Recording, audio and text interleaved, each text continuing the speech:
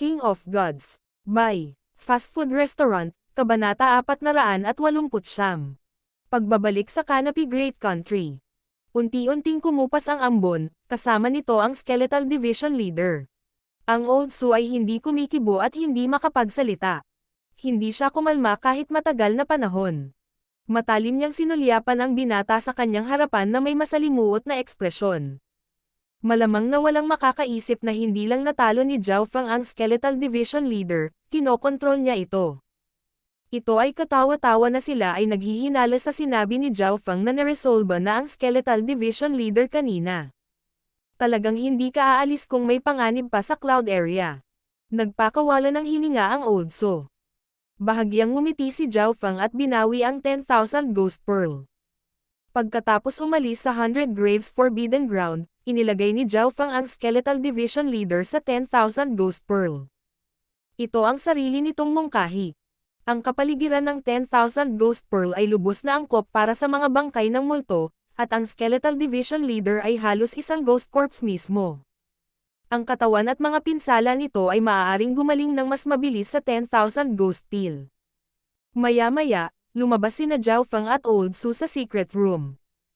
Marami pa ring tao ang naruroon, kabilang sina Jiang Sanfeng, Dai Ye, Lin Tong, at Princess Jin. Nalaman ng lahat na nang lumabas si Old Su, ang kanyang damit ay basa at tila nabigla siya, samantalang si Zhao Feng ay nanatiling tiwala at masaya tulad ng dati.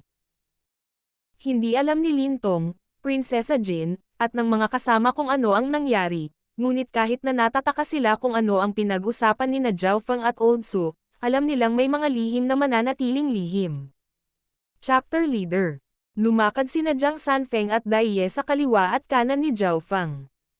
Tumango si Zhao Feng patungo sa Old Su, pagkatapos ay sumenyas kay Jiang Sanfeng at Dai Ye at naglakbay pabalik sa Broken Moon Clan. Hindi kailangang mag-alala ni Brother Zhao. Lilinisin namin ang cloud area. Pinaalis ni Old Su si Zhao Feng at kasama ang kanyang mga mata. Sa mga sumunod na araw, nagsimulang magbago ang sitwasyon ng cloud area. Ang Iron Dragon Alliance na dating namuno ay natalo sa loob ng ilang buwan. Ito ang katapusan ng isang panahon at simula ng bago. Pinalitan ng Dragon Killing Alliance ang Iron Dragon Alliance at nilikha ang Dragon Killing Strong Country, pangunahin na pinamumunuan ng mga dating kabilang sa Skyreach Imperials. Sinakop ng Dragon Killing Strong Country ang mga teritoryo ng Skyreach at ng Iron Dragon Strong Countries, ngunit ang pangunahing punong tanggapan nito ay nasa Cloud Country. Bagamat pinamunuan ng Dragon Killing Strong Country ang 13 bansa sa pangalan, ang tunay na pinuno ay ang Dragon Killing Alliance, na may sariling intensyon sa pamamagitan ng paglalagay ng punong tanggapan nito sa Cloud Country. Makalipas ang ilang araw, unang bumalik sina Zhao Feng, Jiang Sanfeng, at Dai Ye sa Broken Moon Clan para magpaalam. Sa Broken Moon Clan, gusali ng First Elder. Master, nawalan ka ng braso nang iligtas mo kami noon. Gagawan kita ng angkop na kapalit kapag bumalik ako sa Canopy Great Country. Tumingin si Zhao Feng sa walang laman na manggas ni First Elder at nangako. Hanggat kaya niyang gawin ang Will of Light and Darkness, hindi lang gagaling ang First Elder, magiging mas malakas pa siya kaysa sa nakaraan. Nagbigay din si Zhao Feng ng ilang mga table tasks at mapagkukunan mula sa Purple Saint Ruins kay First Elder, na nagpagaling sa mga nakatagong pinsala ni First Elder at nagbigay daan sa kanya na makapasok sa pinakamataas na True Human rank. Ang bagong Broken Moon Clan Master na si Yang Gan ay matagumpay ding nakarating sa True Spirit Realm ilang araw na ang nakalipas. Ang lakas ng buong Broken Moon Clan ay tumaas ng ilang ulit at ito na ngayon ang numero 1 angkan sa 13 clans. Bilang karagdagan sa True Lord Tai Xiao, Lin Tong, at ang iba pa, tinansya ni Zhao Feng na ang Broken Moon Clan ay malapit sa kalahating bituin. Fenger, ang tanging hiling ko lang ay lumakas ka pa. Pinaalis ng First Elder si Zhao Feng at ang kanyang mga kasama ng may luhang mga mata. Walang nakakaalam kung kailan babalik si Zhao Feng pagkatapos ng pag-alis na ito. Siyempre, may mga ginawa si Zhao Feng bago siya umalis. Ang Dark Heart Seed sa Lin Tong ay pinagsama-sama, at isang God's Eye Mark ang pilit na inilagay sa kanya. Malinaw na si Lin Tong ay may potensyal na madaling makapasok sa True Lord rank sa daan. Gamit ang pinalakas na Dark Heart Seed at ang God's Eye Mark, kahit na may anumang panganib mamaya, ang aking Eye of Heaven ay maaaring bumaba. Malinaw na nag-aalala si Zhao Feng tungkol sa hinaharap. Habang lumalakas ang kanyang mata, maaari niyang payagan ang Eye of Heaven na lumitaw dito kahit na siya ay nasa Canopy Great Country. Ang God's Eye Mark ay isang sensor na nagpapakita sa kanya kung saan lilito. Chapter Leader, matatag na ang sitwasyon dito. Kailan tayo aalis? Tanong ni Jiang Sanfeng. May isang huling bagay. Isang pambihirang pagpapakita ng init ang lumitaw sa mukha ni Zhao Feng. Makalipas ang kalahating araw, pumunta si Zhao Feng sa kailaliman ng isang bundok at nakilala ang kanyang mga magulang, pati na rin ang ilang malalapit na kamag-anak ng pamilya Zhao. Kasama nila si Lord Guanzhen. Noong umalis si Zhao Feng sa cloud area, nagpadala na si First Elder ng mga tao para alagaan ang mga magulang at master ni Zhao Feng. Sa wakas ay umalis si Zhao Feng pagkatapos ng ilang araw kasama ang kanyang mga magulang at si Lord Guanzhen. Hiyu. Si Zhao Feng ay naging bugzo ng hangin at kidlat na umalis kasama sina Jiang Sanfeng at Dai Ye. Baka sa mukha ni Lord Guanzhen ang pagmamalaki nang pinaalis niya ang kanyang alagad. Shua. Isang walang ekspresyong kabataan ang lumitaw nang wala sa oras at tumayo sa tabi ni Lord Guanzhen.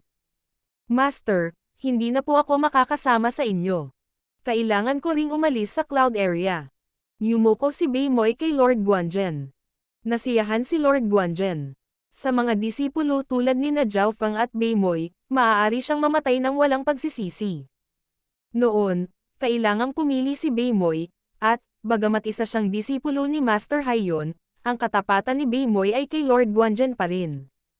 Naghintay ako ng isang araw para maka-counterattack, ngunit sa kasamaang palad, masyadong malakas si Brother Zhao. Pinagmasdan ni Beimoy si Zhao Feng na naglaho sa langit. Ang junior martial brother niyang ito ay sunod-sunod na umakyat, mula sa isang langgam sa ibaba ng angkan hanggang sa isang mahimalang bituin, hanggang sa umabot siya sa punto kung saan maaari siyang makipagpalitan ng suntok sa elders of the clan. Malaki ang tagumpay niya. Hindi lang niya binago ang kapalaran ng Broken Moon Clan, naging pinuno siya ng Cloud Area. Makalipas ang ilang araw, kumalat sa Cloud Area ang balita ng Dragon Killing Strong Country na nabuo. Ang pinakamalakas na kapangyarihan ngayon ay ang Dragon Killing Alliance, na nakatayo sa itaas ng bawat angkan at pamilya. Tila, ang First Elder ay si Zhao Feng, na umalis kamakailan. Hindi siya sumipot sa opening ceremony, ngunit walang nagtanong sa kanyang katayuan o lakas. Pinag-uusapan pa rin ng mga tao ang tungkol sa First Elder sa mga darating na taon, kahit na matagal nang hindi babalik si Zhao Feng. Sa itaas ng mga tiwangwang na lupain, isang malaking ginto at berdeng ibon ang nagbuka ng mga pakpak nito at lumipad sa bilis na maihahambing sa isang True Lord rank. May bitbit na 3 tao ang ibon habang dahan-dahan itong umalis sa lugar ng cloud. Chapter Leader, sino ang nakakaalam kung gaano kagulat ang iyong gagawin kapag bumalik ka sa Canopy Great Country? Tumawa si Dai Ye. Kahit na sa panahong tulad nito, ang bilang ng mga henyo na kasing dami ni Zhao Feng ay mabibilang sa isang kamay. Si Zhao Feng ay 18 lamang ngayon, habang si Yu Tianhao at Josa Bingwei ay halos 10 taon na mas matanda sa kanya. Chapter Leader, ang iyong cultivation ay umabot na sa maagang yugto ng True Lord rank. Bukod kay Yu Tianhao, malamang walang makakapareha mo. Magalang na sabi ni Jiang Sanfeng.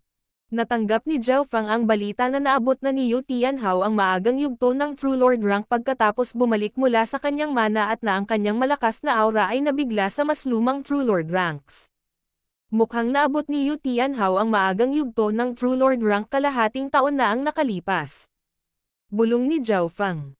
Sa buong kontinente, tanging si Yu Tianhao lang ang tila maihahambing kay Zhao Feng. Sina Jiang Sanfeng at Dai Ye ay pareho ring nag-isip. Gayunpaman, isang kalmado at normal na kabataan ang lumitaw sa isip ni Zhao Feng. Si Xin Huang at Yu Tianhao ay parehong pumasok sa Heaven's Legacy Inheritance, ngunit si Yu Tianhao lang ang lumabas. Sabi ni Jiang Sanfeng. Hindi bumalik si Xin Huang. Labis na nagulat si Zhao Feng. Sa mata ng ibang tao, kung ang isa ay hindi bumalik mula sa mga mana, sila ay patay na. Sumang-ayon si Zhao Feng, ngunit palaging may mga pagbubukod. Halimbawa, si Zhao Yufei. Hindi siya bumalik mula sa mana, At hindi lamang siya maayos, mayroon siyang malaking kapalaran sa kanyang harapan. Tinansya ni Zhao Feng na walang sino man mula sa Sacred True Dragon Gathering ang kasing swerte ni Zhao Yufei. Kahit si Zhao Feng mismo ay hindi maikukumpara sa kanya. Pagkatapos ng lahat, siya ang magkokontrol sa buong mana. Kailangang malaman ng isa na ang Purple Saint Runes ay nireranggo sa itaas ng lahat ng iba pang mga mana. May tatlong bagay na kailangan kong gawin pagkatapos kong bumalik sa Canopy Great Country. Napaisip si Zhao Feng. Ang unang bagay ay ibigay ang Elixir of Life sa misteryosong elder ng Iron Blood Religion at ibalik ang pabor. Ang pangalawa ay ang gumawa ng Will of Light of Darkness para sa First Elder. Ang pangatlo ay tungkol sa kanyang kasintahang si Liu Qingxen. Hindi gaanong nahirapan ang unang dalawang gawain, ngunit sumakit ang ulo ni Zhao Feng sa pag-iisip tungkol sa ikatlong gawain. Nangako siya kay Liu Qingxen nang makatakas siya sa lunsod ng Flooding Lake na papakasalan niya ito balang araw kapag wala na siyang mahalagang natitira. Sa kasalukuyan, na-stabilize na niya ang sitwasyon ng Cloud Area at ngayon ay wala na talaga sa isip niya. Nangangahulugan ito na oras na upang manatili sa kanyang pangako. Kasal. Isang matikas at kalmadong Diyosa ang lumitaw sa isip ni Zhao Feng. Hindi niya nagustuhan si Liu Qingxen, at nanalo siya sa taya laban sa kanya dahil sa kapintasan ng puso nito nang tumakas siya. Gayunpaman, ito rin ang nagpadama sa kanya ng pagkakasala at pakikiramay. Sa huli, nangako siya, kahit alam niyang maaaring hindi siya paniwalaan ni Liu Qingxen. Pagkalipas ng 2 buwan, dumaan ang gold and green na ibon sa isang bahagi ng Northern Continent at sa wakas ay nakarating sa mga hangganan ng Canopy Great Country sa harap ng isang rumaragasang ilog. Ang Flooding Lake City ay nasa harap ng ilog na ito, tama ba? Nagsalita si Zhao Feng. Chapter Leader, kailangan nating dumaan sa Flooding Lake City para makabalik sa headquarters, pero ang Flooding Lake Liu family. Hindi mapigilan ni Jiang Sanfeng na mag-alinlangan nang magsalita siya rito. Alam niya na ang pagtugis kay Zhao Feng mula sa Flooding Lake City Lord ay hindi pa nagtatapos. King of Gods, Kabanata 490. Naghahanap ng paghihiganti sa Flooding Lake. Ang River of Rage ay isa sa 3 malalaking ilog ng Northern Continent, at dumaan ito sa Canopy Great Country. Ang rumaragasang ilog ay tila naghati sa kontinente sa 2 bahagi. Napakalakas ng agos at kayang lumunin ang Ascended Realms sa isang alon lamang. May mga windstorm sa itaas ng ilog na maaaring magpira-piraso ng mga lumilipad na hayop. Kahit na ang normal na true human ranks ay hindi madaling lumipad sa ilog na ito. Mayroong lahat ng uri ng mga alamat tungkol sa River of Rage. Tila, ang Heaven's Legacy Inheritance ay minsang lumitaw dito libu-libong taon na ang nakalilipas. Sa araw na ito, isang kakaibang eksena ang naganap sa River of Rage. Woo! Isang malalim na ugong ang nagmula sa gitna ng mga alon nang lumitaw ang isang malabong berdeng whirlpool. Nang lumitaw ang berdeng whirlpool na ito, ang tubig ay naging patay-tahimik, na parang nagyelo. Weng! Mabagal na umikot ang berdeng whirlpool, na parang umabot sa kabilang bahagi ng kalawakan. Makalipas ang ilang paghinga, biglang huminto ang whirlpool at isang normal na mukhang lalaki na nakapikit ang mga mata. Ang River of Rage ay sapat na para mapunit ang normal na True Spirit Realms, ngunit ang lokasyong malapit sa lalaki ay sobrang kalmado. Azure Flower Continent. Mukhang nakabalik na ako. Nagmulat ng mata ang lalaking nakasuot ng berde. Ang normal na mukhang mukha ay may isang pares ng mga mata na misteryoso at hindi maarak, na parabang nakaranas siya ng hindi mabilang na buhay at muling pagsilang. Ang lalaking ito ay tila 20 taong gulang lamang, ngunit nagbigay ng isang pakiramdam na siya ay iba sa kanyang edad. Kung narito ang ibang mga henyo ng Sacred True Dragon Gathering, magugulat ang lahat, kabilang ang 5 napakahusay na kamanghamanghang henyo. Ang lalaking ito na may berdeng damit ay si Xin Wuang, nakababalik lang mula sa Heaven's Legacy Inheritance. Wala nang dapat alalahanin dito. Matagal na tumayo si Xin Wuang bago bumantong hininga. Hindi siya umalis sa River of Rage, umaagos lamang sa agos. Bilang isa sa 3 malalaking ilog, ang River of Rage ay sinasabing umabot sa dulo ng kontinente at kumukonekta sa karagatan. Sa labas ng kontinente ay ang walang limitasyong karagatan. Ipinikit ni Xin Wuang ang kanyang mga mata at ang kanyang maliit na katawan ay agad na nilamon ng rumaragas ang alon. Sa ikatlong araw na lumulutang si Xin Wuang. So, isang malaking berde at gintong ibon ang nagpupumilit na lumipad sa kabila ng River of Rage. Tumingin si Zhao Feng at ang kanyang kasama sa tapat ng baybayin ng River of Rage. Ang Heavenly Inheritance ay bumaba dito 10,000 taon na ang nakalilipas at tila naghati sa langit at lupa. Hindi maiwasan ni Zhao Feng na isipin ang nakaraan habang siya ay dumaan dito sa pangalawang pagkakataon. Noong unang pagpunta niya rito, wala siyang kakilala at hindi pamilyar sa kahit ano. Sa pagkakataong ito, mahinahon siya at may kumikinang nakapangyarihan sa kanyang mga mata. Chapter Leader, pupunta ka ba talaga sa Flooding Lake City? Tanong ulit ni Daiye. Ang Flooding Lake City ay isa sa mga sangay ng pangunahing pamilyang Liu, at si Empress Qin ng pamilya Liu ay isang mahalagang figure ng mga imperial. Sa nakalipas na ilang taon, hindi tumigil ang labanan sa pagitan ng Iron Blood Religion at ng Imperial. Sa madaling sabi, ang pamilyang Liu ay mga kaaway ng Iron Blood Religion. Kahit na walang ganitong koneksyon, alam ng lahat ang relasyon ni Zhao Feng at ng Flooding Lake City Lord. Dahil dadaan pa tayo doon, kailangan natin silang makita. Si Zhao Feng ay hindi nag-atubili. Una, narito siya upang patunayan ang kanyang pangako, at pangalawa, nakatira si Master Tigan sa malapit. Kailangan ni Zhao Feng ang kanyang tulong para gumawa ng Will of Light and Darkness para sa First Elder. Makalipas ang kalahating araw, ang ginto at berdeng ibon ay lumapit sa lungsod ng Flooding Lake. Isang lumilipad na hayop sa True Mystic rank. Ang mga bantay sa mga pader ng lungsod ay nanginginig sa takot. Hindi bihira na makakita ng True Human rank, ngunit ang mga nasa True Mystic rank at mas mataas ay bihira. Ang True Lord ranks ay mga figure na namuno sa kanilang sariling mga lugar at mga pangunahing kapangyarihan. Mula dito, makikita kung gaano kahalaga ang isang True Mystic rank flying beast. Walang maraming lumilipad na hayop sa ganoong antas sa Flooding Lake City. Suriin silang mabuti. Hindi sila taga Flooding Lake City. Agad namang sinabi ng mga bantay sa dingding sa kanilang mga nakatataas. Parang pamilyar ang batang asol ang buhok na iyon. Ang ilan sa mga gwardya ay nakatutok kay Zhao Feng at likas na lumingon sa isang poster malapit sa pader ng lungsod.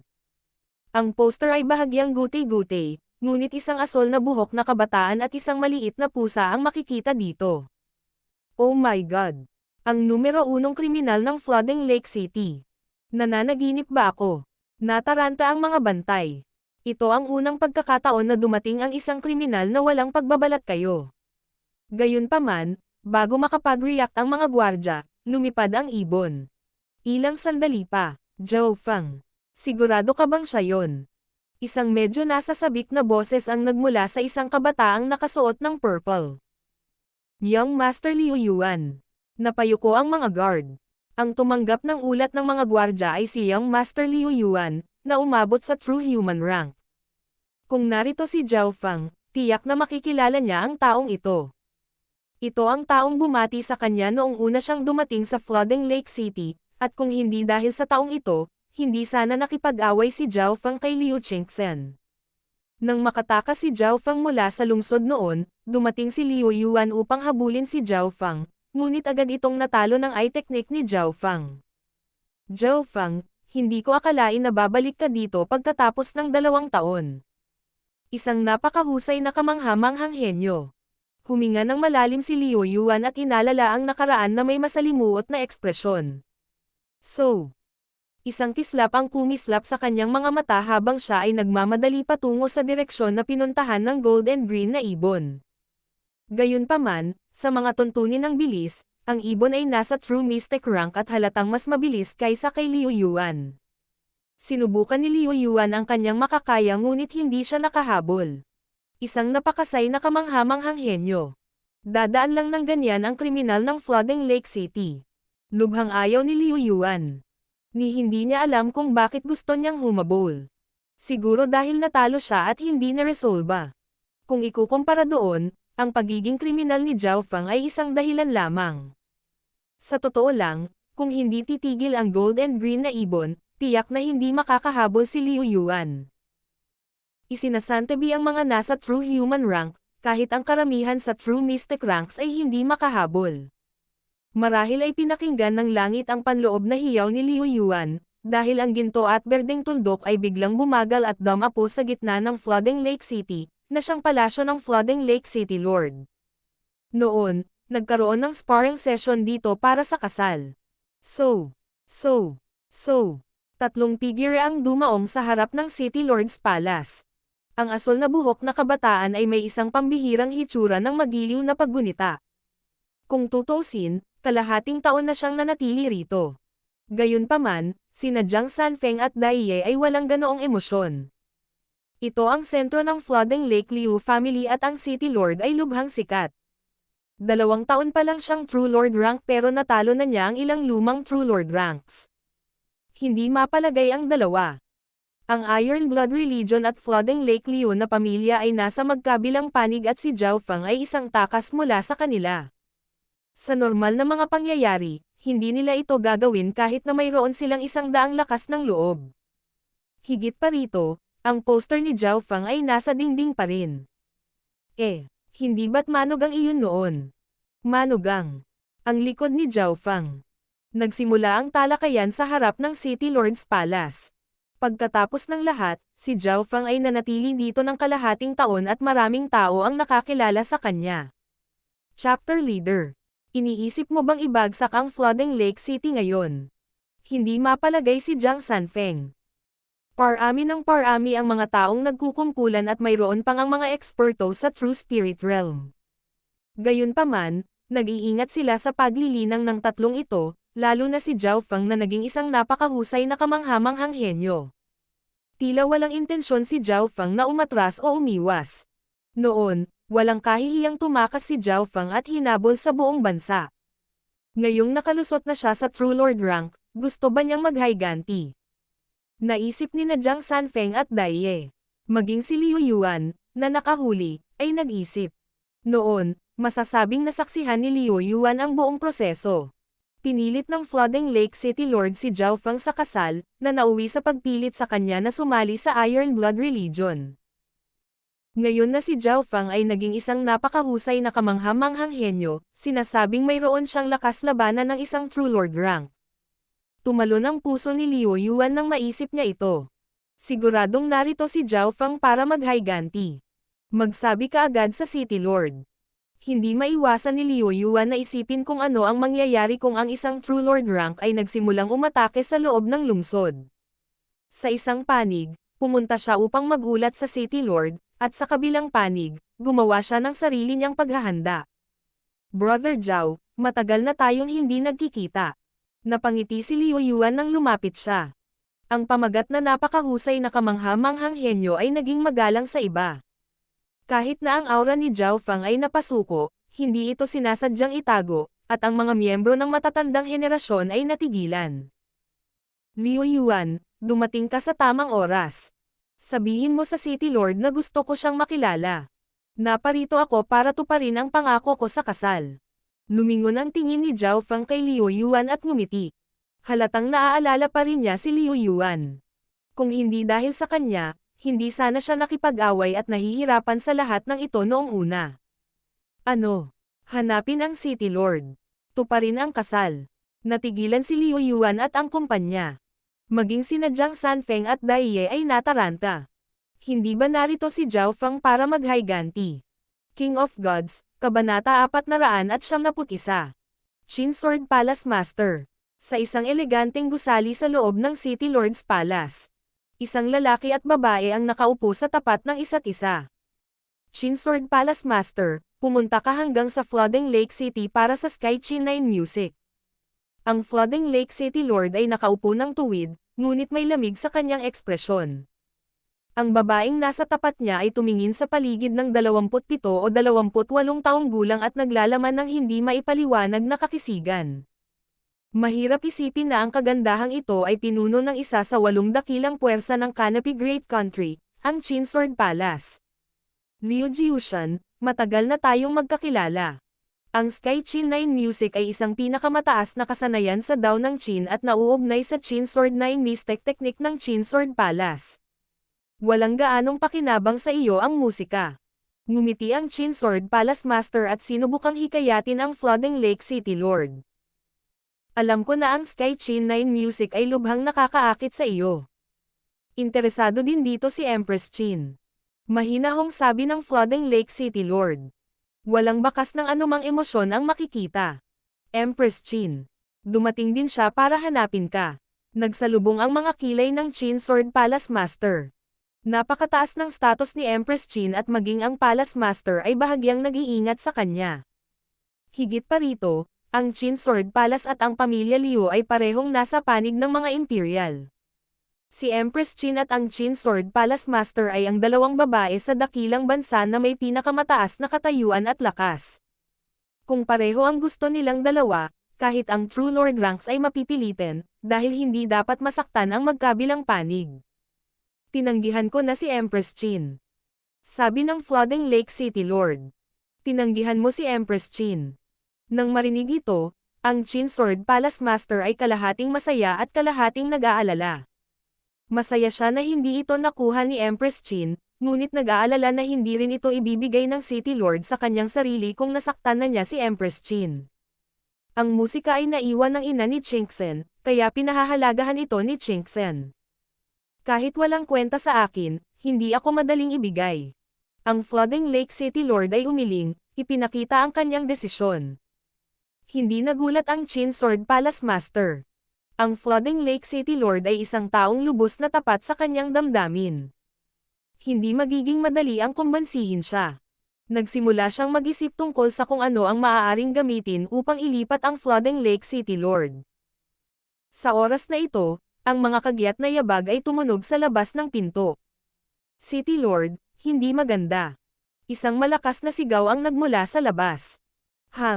Bahagyang nagalit ang Flooding Lake City Lord. Ano ang nangyayari? Ang gusaling ito ay isang lugar kung saan pumasok ang City Lord ng pag-iisa.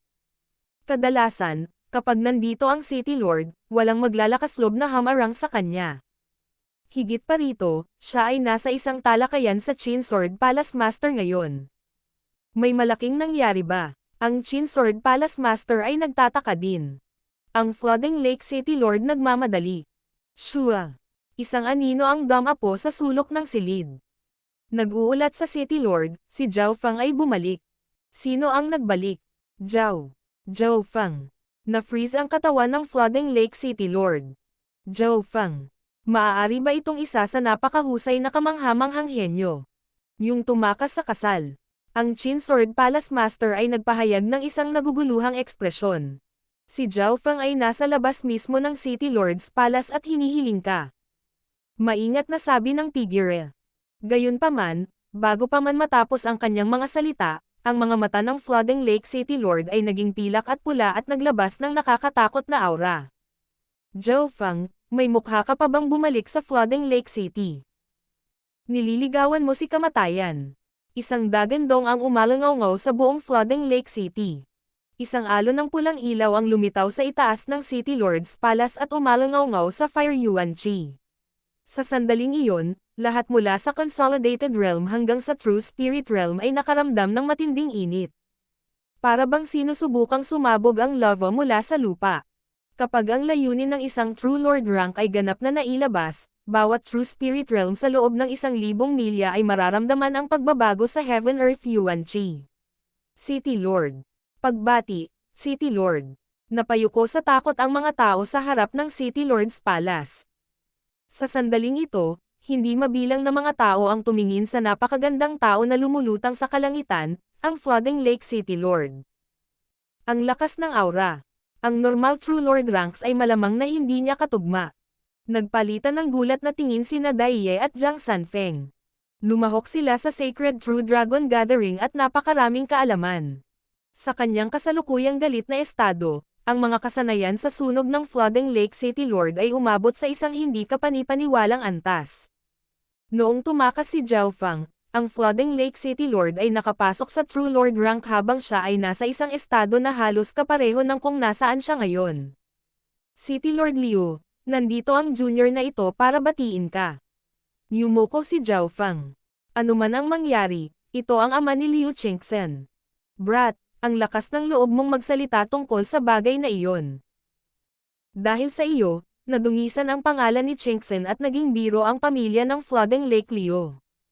Ang Flooding Lake City Lord ay umungal, ang kanyang boses ay umaalingaw-ngaw na parang kulog. Si Zhao Feng ay hindi kumikibo at mahinahon, hindi sineseryoso ang mga salita ng City Lord.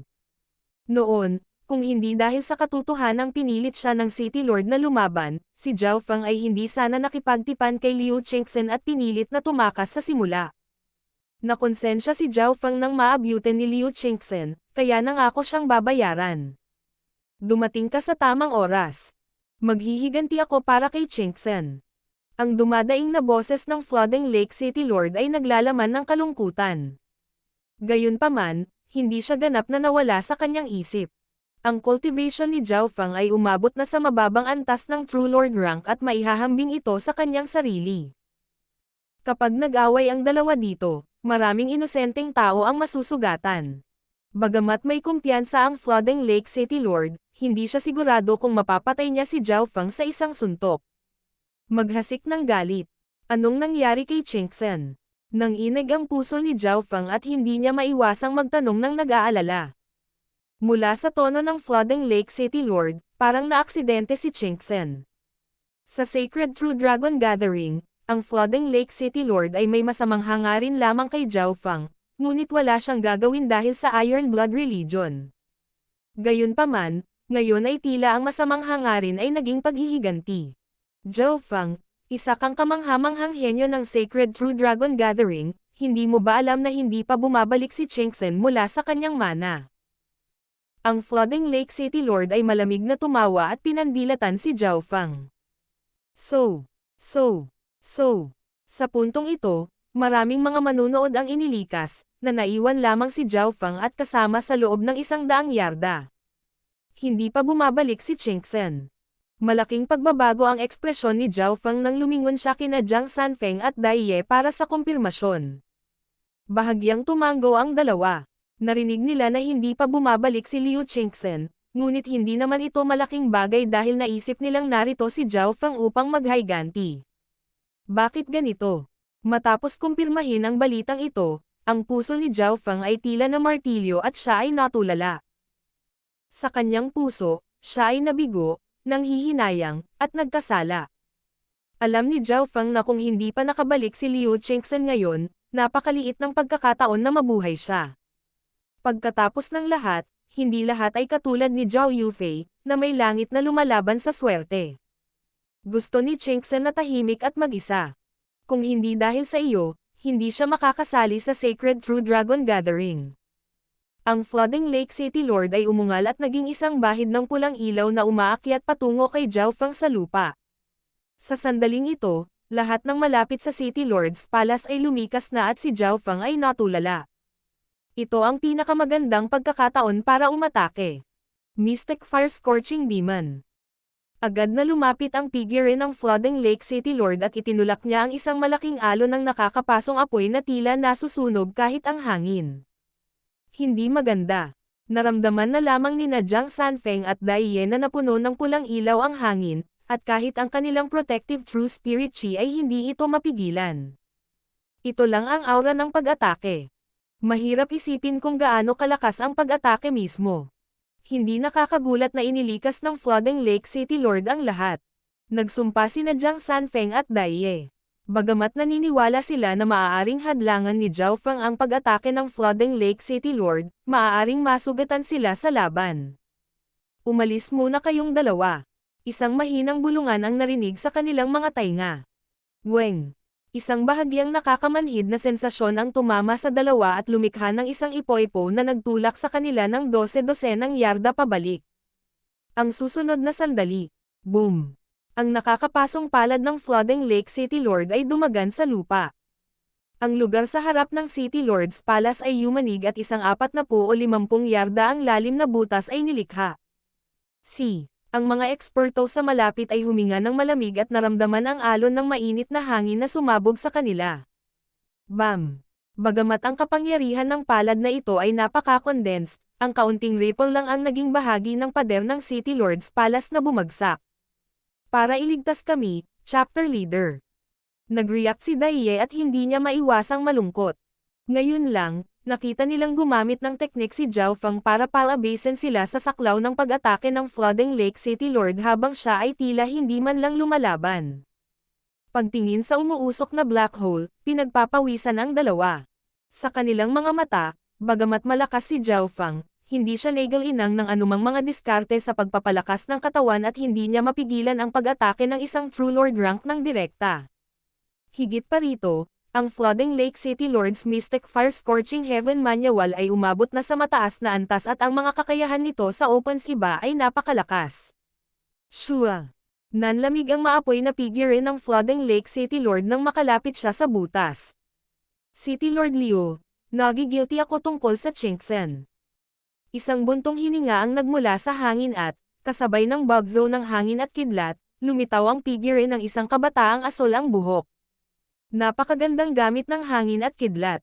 Habang tinutulak ang dalawang iyon palayo, naiwasan din niya ang pag-atake ng Flooding Lake City Lord. Narinig ko na napunta si Zhao Feng sa isang misteryosong mana. Sino ang nakakaalam kung ano ang nakuha niya mula dito? Sa hindi kalayuan, kumislap ang mga mata ng Chin Sword Palace Master. King of Gods, Kabanata 472. Chin Sword Twin Desolation. Brother, isang taon na tayong hindi nagkikita at umabot ka na sa True Lord rank. Gusto kong makita ang battle power ng isang napakahusay na kamanghamanghang henyo. Ang Flooding Lake City Lord ay labis na nagulat na ang kanyang pag-atake ay hindi nakuha, at ang kanyang galit ay kumulo.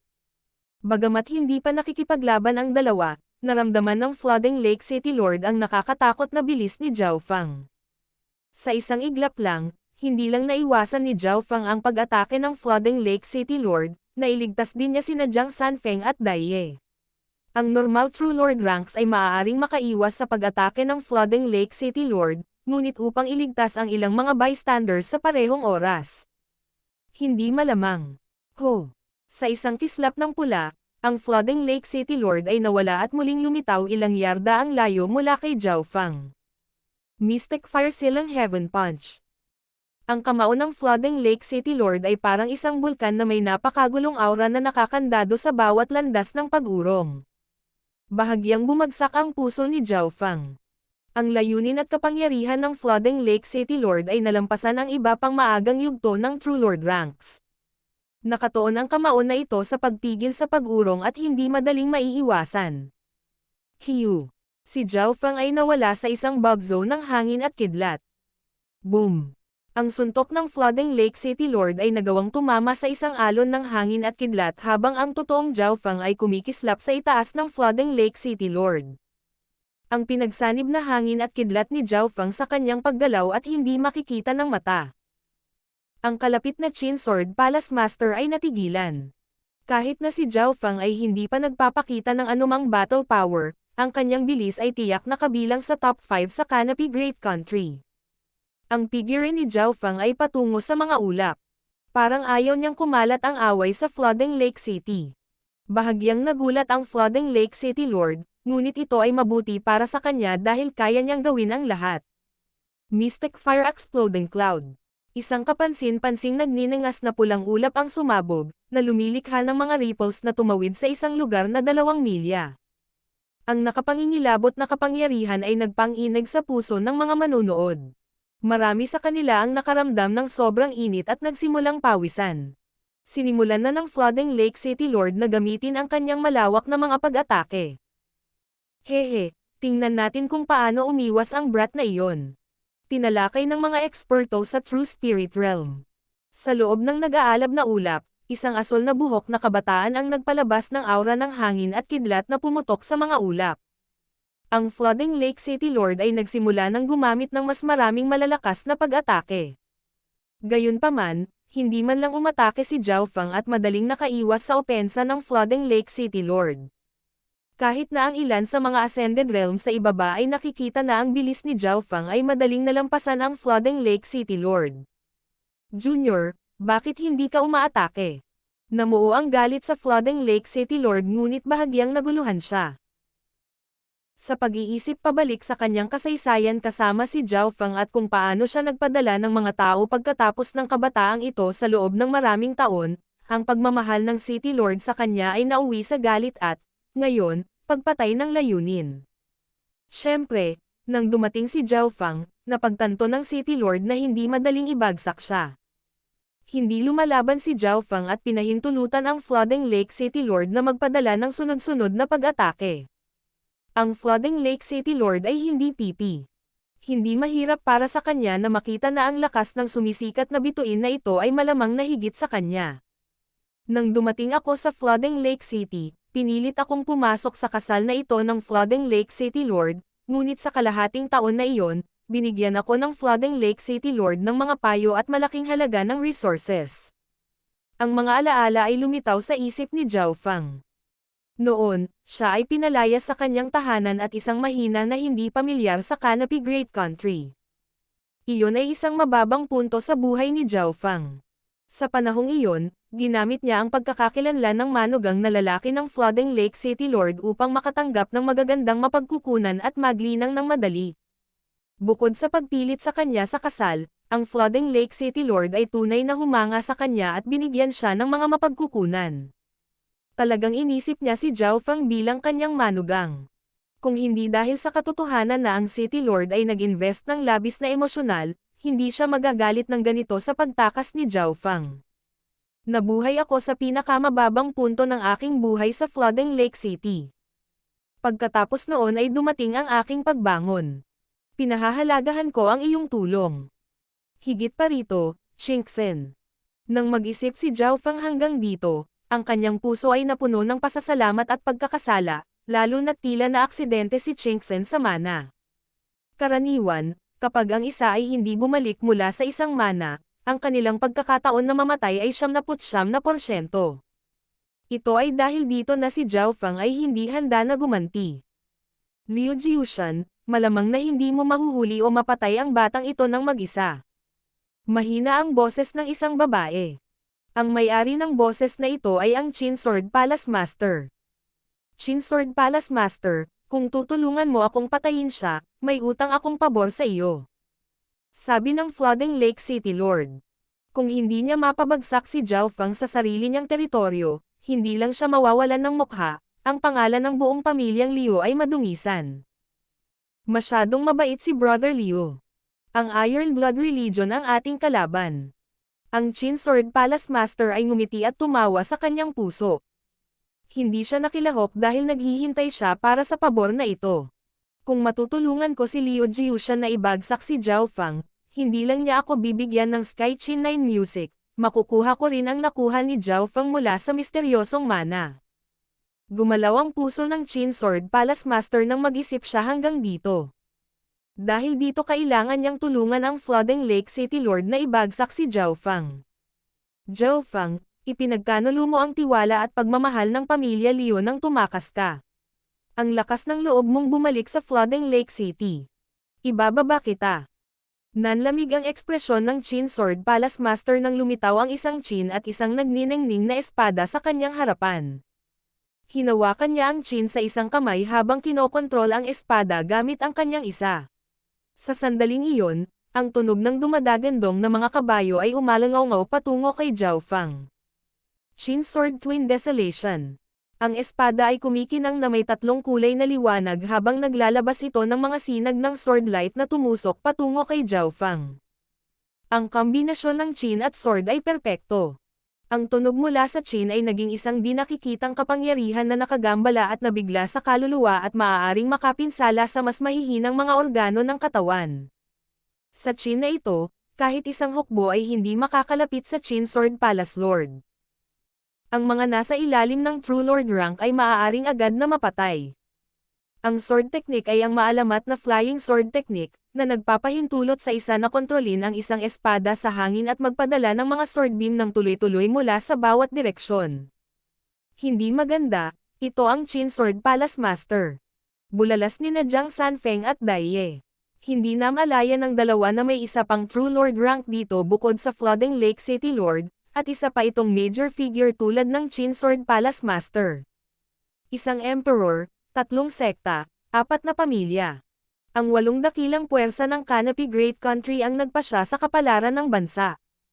Ang Qin Sword Palace Master ay isang pinuno ng isa sa 3 sekta. Ang kanyang katayuan ay maihahambing sa Deputy Patriarch ng Iron Blood Religion. Agad na nagbago ang sitwasyon nang umatake ang Qin Sword Palace Master. Ang kanyang pag-atake sa Qin Sword Twin Desolation ay nagmula sa likuran at sinapit si Zhao Fang. Hindi napigilan nina Jiang Sanfeng at Dai Yan na sampin. Napakawalandian ng Qin Sword Palace Master na ito. Kahit na mas marami silang tao, gumagamit siya ng palihim na pag-atake. Sa usapin ng battle power, ang Qin Sword Palace Master ay hindi katangi-tangi sa mga nangungunang eksperto, ngunit sa mga tuntunin ng kaguluhan, tiyak na siya ay kabilang sa pinakamataas. Ang kombinasyon ng Qin at Sword ay nagpasakit ng ulo ng karamihan sa True Lord ranks. Mabuti. Ang Qin Sword Palace Master ay sinasabing isang espesyalista sa pagtutulungan ng magkakasama. Kung ang kanyang Qin Sword Twin Desolation ay gumagana kasabay ng isa pang True Lord rank, malaki ang posibilidad na mapatay nila ang kaaway.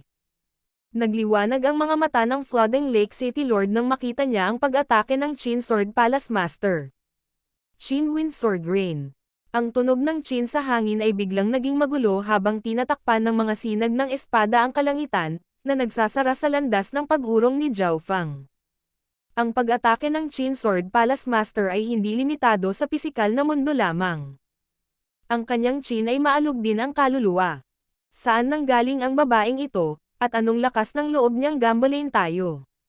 Lumamlam ang ekspresyon ni Zhao Fang. Ang pag-atake ng Qin Sword Palace Master ay naghihigpit sa kanyang paggalaw. Hindi lang niya sinasalakay ang Flooding Lake City Lord dahil sa tulong niya noon at dahil kay Liu Qingxen. Gayunpaman, hindi niya kilala ang babaeng ito. Nangangahulugan ito na hindi na niya kailangang magpigil. Malamig na bamulong si Zhao Fang habang nagpadala siya ng kadena ng hangin at kidlat na humahampas sa paligid at nagdudulot ng kalituhan. Boom! Bam! Ang Qin Wind Sword Rain ay nabasag mula sa magulong chain ng hangin at kidlat.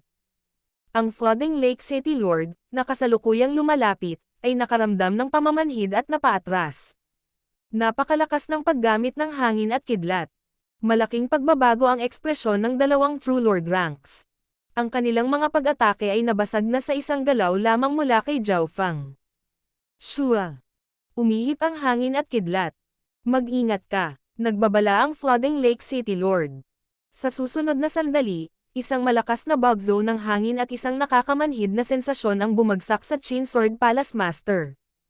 Shua! Isang asol na buhok ang lumitaw sa tabi niya. Ang bilis! Paano ito posible? Nawalan ng kulay ang mukha ng Qin Sword Palace Master. Ang isang kamay ay nakahawak sa chin habang ang isa naman ay kinokontrol ang espada at hindi siya nakapag-react sa oras. Malinaw na ang bilis na ipinakita ni Zhao Fang noon ay ang pagtitipid niya sa kanyang kapangyarihan. Ang kanyang kasalukuyang bilis ay halos 2 beses na mas mabilis kaysa dati. Beng! Isang bola ng hangin at kidlat ang namuo sa palad ni Zhao Fang at nabasag ang Qin sa harap ng Qin Sword Palace Master. Ikaw! Sinira mo ang aking 6 combined swaying Qin. Nawala ang kagandahan ng Qin Sword Palace Master at napalitan ng galit, gulat, at takot. Shoo!